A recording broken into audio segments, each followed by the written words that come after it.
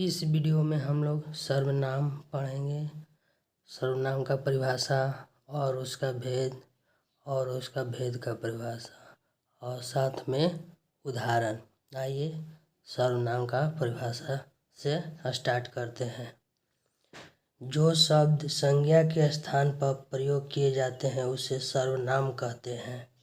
Note: कुल सर्वनाम की संख्या 11 है। मैं, तू, आप, यह, वह, जो, सो, कोई, कुछ, कोई, क्या। सर्वनाम की भेद: सर्वनाम की 6 भेद होता है। पुरुषवाचक, निजवाचक, निश्चयवाचक, अनिश्चयवाचक, प्रश्नवाचक, संबंधवाचक। नोट: पुरुषवाचक सर्वनाम की 3 भेद: उत्तम पुरुष, मध्यम पुरुष और अन्य पुरुष।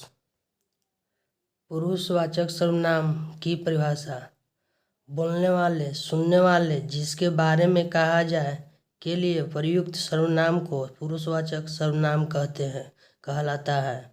जैसे मैं, हम, तू, तुम, आप, वह, यह, वे, उसे। निजवाचक सर्वनाम: जिस सर्वनाम के निजता का बोध हो उसे निजवाचक सर्वनाम कहते हैं। जैसे आप, आपने।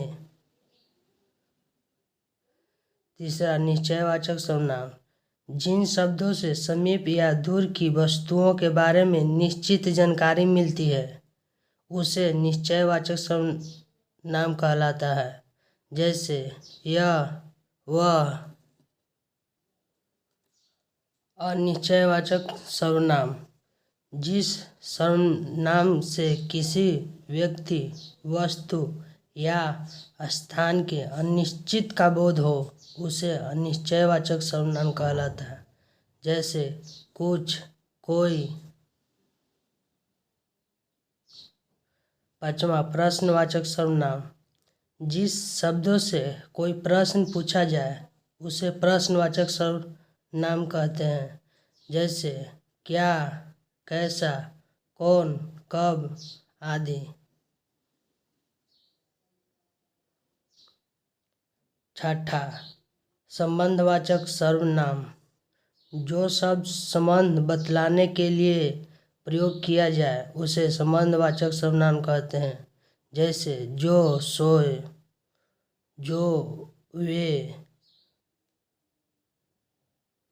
यहाँ ध्यान देने वाली बात है कि अगर क्वेश्चन में सर्वनाम की संख्या पूछे तो आपको 11 बताना होगा और वही सर्वनाम की भेद पूछे तो 6 बताना होगा, क्योंकि सर्वनाम की हिंदी में संख्या 11 होती है, उसका भेद 6 होता है।